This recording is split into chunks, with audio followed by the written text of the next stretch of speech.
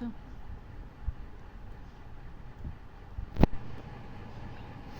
अर्टाइकेरिया के बारे में जब हम पढ़ेंगे तो अर्टाइकेरिया क्या होता है कि it is actually a hypersensitivity reaction. ठीक है, क्या होगा इसके अंदर IgE और मास्ट सेल्स की एक्टिवेशन हो जाएगी, तो जिसकी वजह से हमारी स्किन के ऊपर वहीं व्हील्स और हाइव्स जो है ना वो बन जाते हैं। इट इज़ एक्चुअली लोकलाइज जो है ना स्किन का एनाफाइलेक्टिक रिएक्शन होता है। इसमें जो है फर्दर जो हाइपोटेंशन और हीमोडायनामिक इंस्टेबिलिटी होती है ना वो नहीं होगी, क्योंकि ब्लड इन्वॉल्व भी नहीं है इसके अंदर।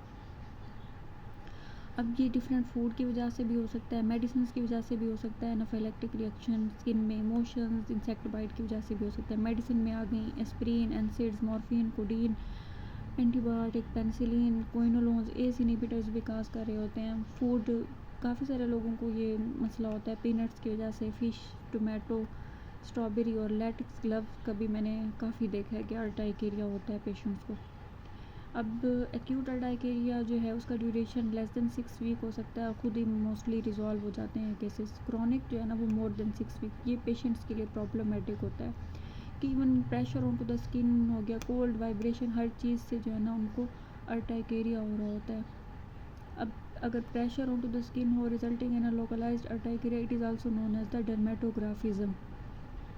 इन द एक्यूट केसेस जो है वो यूजुअली 30 मिनट्स में स्टार्ट होंगे और लेस देन 24 आवर में वो सेटल हो जाएंगे। क्रॉनिक मोर देन 6 वीक तक रहता है, तो उसमें हमें अंडरलाइंग उसकी इटियोलॉजी को ढूंढना पड़ेगा ताकि हम उसके मुताबिक उसको डील कर सकें। अब इसकी ट्रीटमेंट जो है ना अर्टाइकेरिया की, हम mostly H1 antihistamine, H1 receptor antihistamine दे रहे होते हैं अर्टाइकेरिया में। एक्यूट की ट्रीटमेंट में हम डाइफिनहाइड्रामीन्स वगैरह भी दे रहे होते हैं। अच्छा, और क्या हम हाइड्रोक्सीजीन दे रहे होते हैं, सिप्रोहेप्टाडीन वगैरह दे रहे होते हैं। अब अगर कोई लाइफ थ्रेटनिंग कंडीशन है तो H1 को हम रिप्लेस कर देंगे H2 ब्लॉकर से, ठीक है, और साथ हम सिस्टेमिक स्टेरॉइड्स दे देंगे।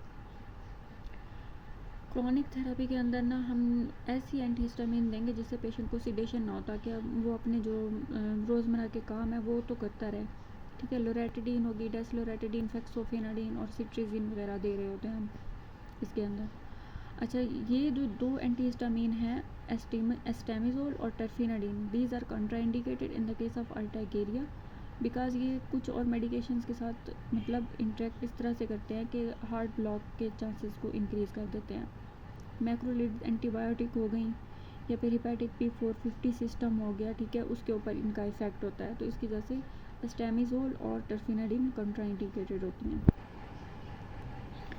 अच्छा, अब जब भी इस तरह का क्वेश्चन है कि अर्टाइकेरिया का जो पेशेंट है उसमें कौन सी ड्रग लाइफ थ्रेटनिंग है या फिर पेशेंट के लिए डेंजरस है, तो उसमें हम क्या लिखेंगे, एस्टेमिजोल या फिर टर्फिनाडीन। और जो क्रॉनिक पेशेंट होते हैं जो मतलब अपने ट्रिगर को अवॉइड नहीं कर सकते, तो उसके अंदर हमने जो मेन इम्पॉर्टेंट ट्रीटमेंट होती है ना वो होती है डिसेंसिटाइजेशन। डिसेंसिटाइजेशन जैसे हमें पता है कि उसमें हम क्या करते हैं कि पेशेंट को थोड़ा थोड़ा ट्रिगर से एक्सपोज करते रहते हैं, ताकि फाइनली एक वक्त ऐसा आता है कि पेशेंट में उस ट्रिगर से हाइपर सेंसिटिविटी रिएक्शन नहीं होता। तो अगर कोई पेशेंट पहले से बीटा ब्लॉकर ले रहा है तो उसका बीटा ब्लॉकर हमने स्टॉप करवाना है, क्योंकि अगर बीटा ब्लॉकर ले रहा है तो वो एपिनेफ्रिन के रिसेप्टर को ब्लॉक कर देगा। तो अगर डिसेंसिटाइजेशन करते हुए एनाफाइलेक्टिक रिएक्शन हो जाता है तो हम एपिनेफ्रिन नहीं यूज़ कर सकेंगे। तो उसके लिए पहले बीटा ब्लॉकर स्टॉप करवाते हैं, फिर हम डिसेंसिटाइजेशन की तरफ जाते हैं।